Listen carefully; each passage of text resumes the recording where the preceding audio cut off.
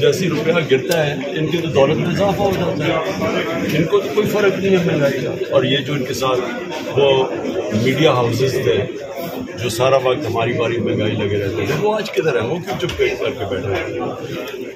سر آپ کا جو ٹرائل توشہ خانہ کیس میں بڑے اسپیڈی ٹرائل ہوتا ہے، کل خواجہ حارث صاحب نے بھی کہا کہ گن پوائنٹ کے اوپر آپ جو ہے وہ بیان ریکارڈ کروا رہے ہیں، تو آپ کو کیا نظر آ رہا ہے کہ کیا آئندہ آنے والے دنوں میں نائلی جو ہے وہ کانسیکوینسز آپ دیکھ رہے ہیں؟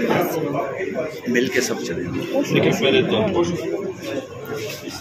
یہ سارا حصہ ہے، یہ جو توشہ خانہ ہے، یہ 14 مہینے سے کوشش کرے تحریک انصاف کو کسی طرح ختم کرے، کیونکہ 30 میں سے 37 بائی الیکشن جیت گئے اور آپ ریٹنگ اس سے بھی اوپر چلی گئی ہے، 75% سے زیادہ لوگ پی ٹی آئی کے ساتھ ہیں۔ تو وہ ادھر سے بچنے کے لیے یہ 200 کیسز جس میں یہ توشہ خانہ بھی ہے اور جو القادر بھی ہے، یہ کیسز ہے ہی نہیں۔ میں نے آج آپ کو پورا رپلائی دیا ہے، مجھے بتائیں کہ ایک جگہ عمران خان نے کوئی چیز کنسیڈ کی اور سارا ان کو دیا، یہ کیس ہے ہی نہیں۔ لیکن جلدی اس لیے ہے کہ کسی طرح یہ کیئر ٹیکر آنے سے پہلے اس کو نااہل کرو تاکہ یہ ریس میں نہ ہو۔ بس وہ نواز شریف وہاں سے بیٹھا انتظار کر رہا ہے کہ جب تک وہ جو لنڈن پلان تھا کہ جیل میں پہلے اس کو ڈالو پھر میں آؤں گا واپس۔ خان صاحب اگر نااہل کیا جاتا ہے تو کیا اسٹریٹجی ہوگی پارٹی کی؟ بالکل لڑے گی پارٹی وہ میں یہ جب میری پیشنٹ کو سن یہ مجھے نااہل کرے، یہ مجھے جیل میں ڈالے، یہ جو مرضی کر رہے ہیں، تحریک انصاف کو روک ہی نہیں سکتا کوئی۔ کے ساتھ صاحب آپ کو لگ رہا ہے کہ یہ کیئر ٹیکر سیٹ اپ لاگو کو انتخابات کروانے کے لیے لا رہے ہیں یا کچھ لمبا ٹینیور ان کا پلان؟ دیکھو اگر تو ان کا کوئی بھی الیکشن کا ہوتا الیکشن تو 14 مئی کا آئین کہتا تھا، سپریم کہتا تھا الیکشن کروا دیتے لاہور۔ ہمارا اب یہ دو کیئر ٹیکر گورنمنٹس بیٹھی ہوئی ہیں، یہ بالکل انلیگل ہے، آئین کے خلاف ہے۔ تو یہ دفعہ آئین توڑ دیا، میں یہ کہہ رہا تھا کہ ایک دفعہ آپ نے آئین توڑ دیا تو اب ان کو کیا چیز روکے گی؟ یہ تو اب بیٹھ گئے ہیں، انہوں نے ڈرے ہوئے الیکشن سے ڈرے ہوئے ہیں۔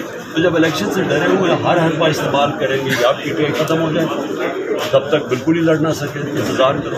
لیکن یہ جتنی انتظار کرتے جا رہے ہیں نفرتیں بڑھتی جا رہی ہیں۔ ابھی بجلی کا بل کون دے گا؟